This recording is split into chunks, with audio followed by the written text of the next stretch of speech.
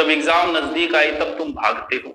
हमारे गांव में बोला जाता है हाजत शुरू होने पर लोटो लेके भागे। उन्हें कभी सफलता हासिल नहीं होती। मात्र मात्र कितने परसेंट बच्चे पढ़ रहे हैं पता है क्या? मात्र 10%। और सिलेक्शन रेट क्या रहती है पता है क्या? यही रहती है। क्लास में 100 में से 10 से 15 बच्चे ही सीरियस होते हैं हर क्लास के अंदर। सिलेक्शन कितने होते हैं पता है क्या? हर क्लास में 100 में से इतने बच्चों का ही सिलेक्शन। दुनिया की कोई कोचिंग ऐसी नहीं बनी है तो पूरे में से पूरे सिलेक्शन। आज तक तो बनी नहीं है, आगे का मुझे पता नहीं। आगे बन जाए तो बात अलग है, क्या पता इतनी कोई टेक्नोलॉजी किसी में आ जाए कि पूरे के पूरे बच्चों का सिलेक्शन। दुनिया में ऐसा हुआ ही नहीं। और बात रही भय की, है नरक का द्वार है, प्रेम स्वर्ग का द्वार है। भय दिखा के बहुत कुछ करवाया जा सकता। आज भय नहीं होता तो तुम घर पे नहीं बैठते। भय दिखाना, कई बार बच्चे को भय दिखा के तुम कुछ भी करवा लो। बच्चे के प्रेम करके, बच्चे को प्रेम से समझा के तुम कुछ नहीं करवा सकते। हमें भय बचपन से सिखाया जा रहा है। जब से हम छोटे थे, हमें स्कूल नहीं जाएंगे तो पिताजी पीटेंगे, ये भय था हमारे। मास्टर जी ने कूट कूट के भय दिखा दिखा के हमसे क्या क्या करवाए। फिर आगे आए तो हमें भय, अब नौकरी नहीं लगे तो क्या होगा, फिर भय।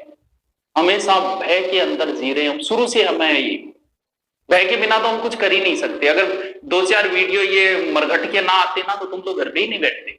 विश्वास ही नहीं हो रहा था कि कोरोना है, तो भय दिखाना पड़ा।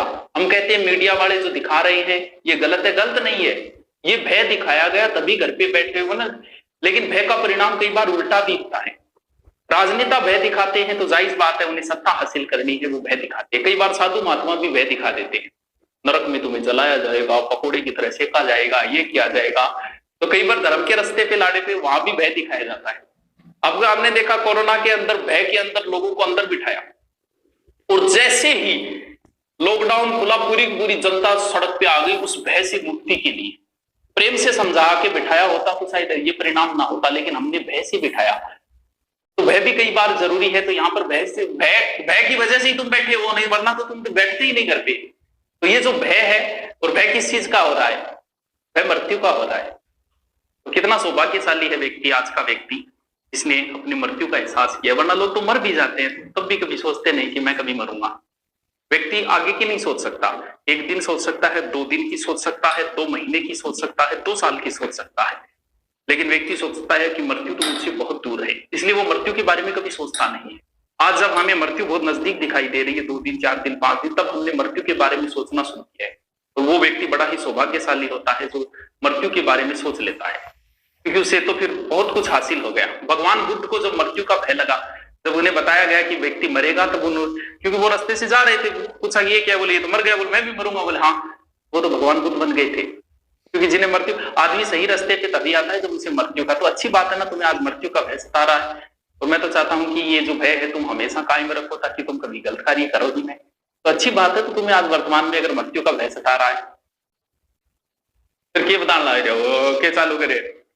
और जिस दिन प्रेम के अंदर मृत्यु का भय भी समाप्त हो जाता है, व्यक्ति प्रेम में खुद को भी गले लगा सकता है। और जिस दिन इस जीवन से मोह समाप्त हो गया, उस दिन तुम्हारा भय समाप्त हो जाएगा। अंतिम दिल्ली की राजगद्दी पे बैठने वाला अंतिम हिंदू जो था वो हेमू था। हेमू की गर्दन काट दी अकबर ने। उसके बाद में उसके पिता को बुलाया गया। उसके पिता से कहा कि या तो इस्लाम स्वीकार करो या फिर मार दिए जाओगे। तब उसने कहा था कि जीवन से कोई मोह ही नहीं है मुझे, तो तुम मुझे किस चीज का भय दिखा रहे हो? आज मैं मृत्यु के डर से और इस्लाम स्वीकार कर लूंगा। बाद में हेमू के पिता को भी मार दिया गया। तो जीवन से कोई मोह ही नहीं होगा तो व्यक्ति कहेगा कि मैंने तो जिंदगी जी ली, अब बेड उसको दे दो। तो ये जीवन का मोह है जो हमें मृत्यु से डरा रहा है वर्तमान में। तो ये ज्यादा डरने की जरूरत नहीं है, लेकिन इसको हमेशा याद रखो कि मरना तो है, मौत सबको आनी है, कौन इससे छूटा है, तू पना नहीं होगा, ये ख्याल झूठा है। तो डरने की जरूरत नहीं है इतना। लेकिन हमने क्या कर बहुत नजदीक सोच लिया कि मृत्यु तो हमारे नजदीक ही घूम रही है, तांडव कर रही है, ये सोच लिया हमने। इस वजह से हमें भय सता रहा है ये। चलो आगे चलते हैं, कोई बात नहीं, चीजें चलती रहेगी, हमें इतना ज्ञान भी नहीं लेना चाहिए।